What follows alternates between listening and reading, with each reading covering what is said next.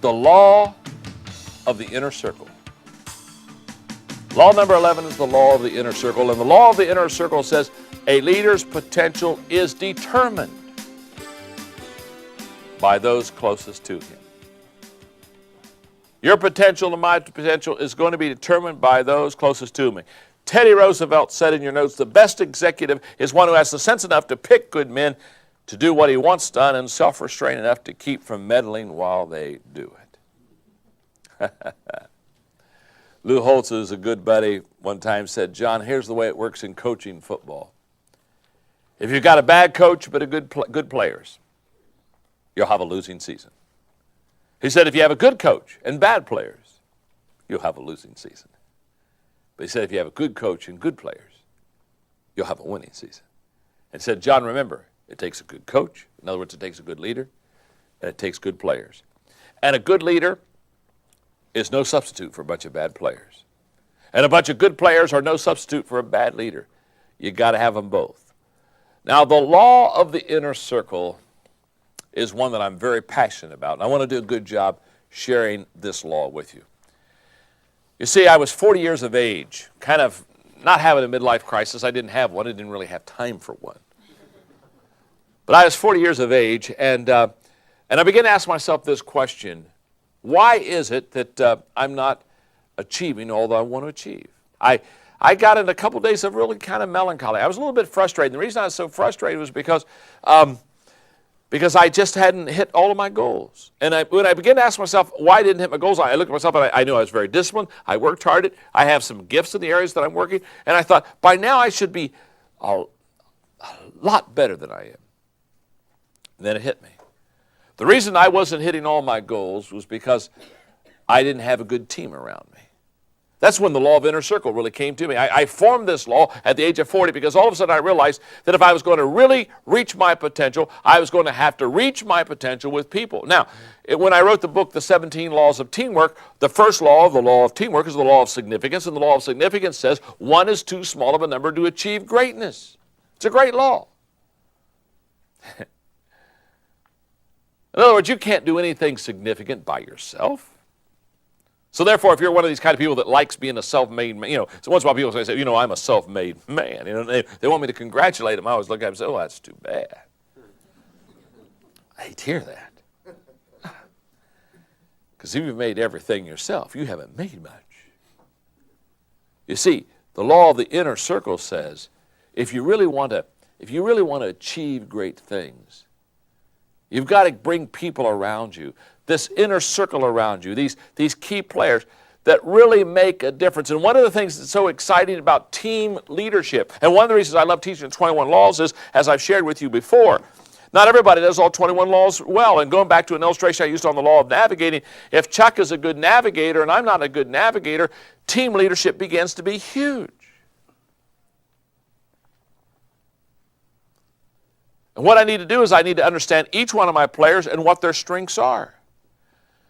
And if this truly is my team, if this is my team, I'm going to tell you right now, this team is going to make me or they're going to break me. Isn't that true? Think about the people closest to you right now. They're either your greatest asset or your biggest liability.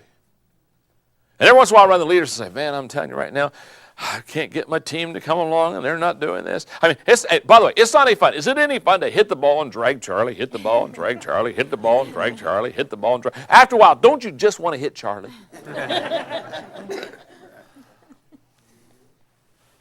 Again, in the laws of teamwork, in the 17 laws of teamwork, one of the laws is the law of the chain. And the law of the chain says that the weakest link determines the strength of your team.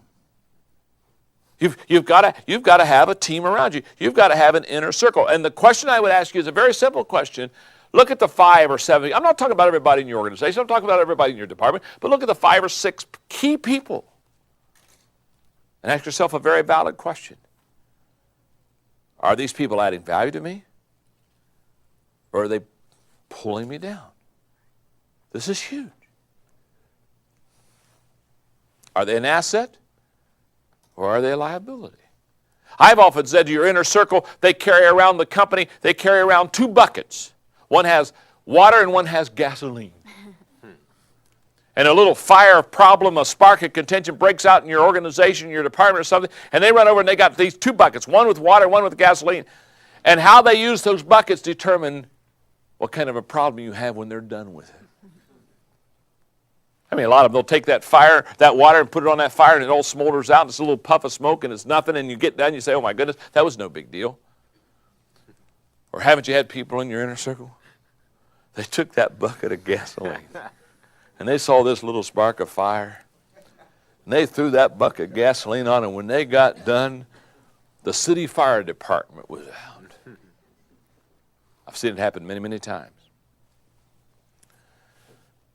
I would say this about your success as a leader. Your ability to have a good inner circle around you and your ability to train them and develop them is absolutely essential to your success. So let me share with you some inner circle commitments that you need to make. Let me share with you some commitments that you need to make as a leader to get your inner circle to where it needs to be. First of all, I would make this inner circle commitment to team leadership. No longer become or be the Lone Ranger. Say, I'm going to lead, but I'm going to lead with people. I'm not going to just lead people, I'm going to lead with people. I'm going to develop me a leadership team. And remember, as you develop your leadership team, as you develop your inner circle, they're not there to compete with you, they're there to complete you. They're here to make you better. And by the way, you're there to make them better. You should be adding value and completing them just as they're adding value to you and they're completing you. Make a commitment, an inner circle commitment to team leadership. Secondly, evaluate your leadership team. Since the inner circle makes or breaks you, be honest in your evaluation of them. Look at them realistically. Assess them. Hold them accountable. You cannot afford to have people in your inner circle that aren't performing with excellence, that aren't giving it their best shot, that are kind of slacking on you. You can't afford that. You can't afford that to do your inner circle, and you can't afford to let them do that to you. So you've got to evaluate those people that are closest to you. And for years, I've used a grid in evaluation. It's a simple one. It doesn't need to be yours, but I'll just share it with you. It's in your notebooks. When I'm evaluating people to either come into my inner circle who are in my inner circle, I evaluate, first of all, what I call potential value. What is their potential? Many times these are people who have been able to raise themselves up, and they show great potential because if you can raise yourself up, you probably can raise others up also. I look, secondly, at positive value. Those who just lift and raise up the organization, the morale of the organization. Is it not true? Do you not know some people? Do you not know some people that they just come into the company and they just suck air out of everybody? You know what I'm talking about? Don't you? Are there just some people you just see them coming? They just open the door and you see them and they're saying, oh, they're coming to me. I'm about to give up energy. Huh? I'm about to feel what it's like when you're dying. And aren't there other people? They just walk in the room and your energy automatically goes up. Wow. I found out a long time ago there are two kinds of people in life, lifters and leaners.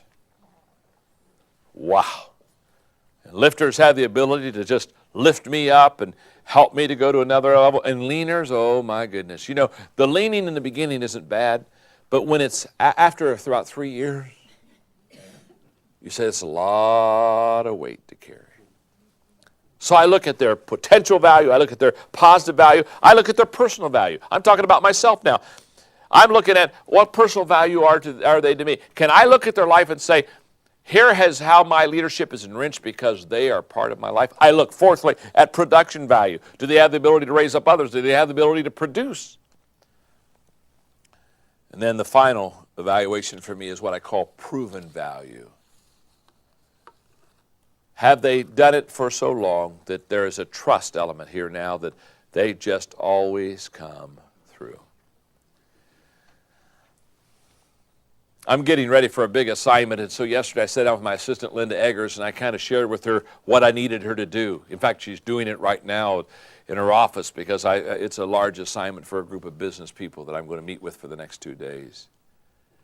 Last night, I don't know, probably 9:30, she's over at my home office, and we're going through it one more time, and she says, John, I not only have done what you've shown me, and she gives it to me, but then she said, I realized what you wanted to have accomplished with it, so she said, I did it this way. And she just took what I had given her to a whole new level. And I said, Linda, one more time, you just make me better than I am. One more time, Linda. One more time, as so many times. You've taken what I've given you, and you just made it better. And you're going to make me look so good, and you're going to allow me to help so many people because you are a key player on my inner circle, and you have proven value to me. Make inner circle commitments. Inner circle commitments such as, I'm going to have team leadership, and then I'm going to evaluate my team. Another inner circle commitment I want you to make is that you're going to develop your leadership team. Make that commitment. I'm going to develop the people around me. I'm going to make sure that my leadership team grows. And here's why. If you grow your inner circle, you'll grow your business. Grow your people, grow your company. It always works that way. That's the law of the inner circle.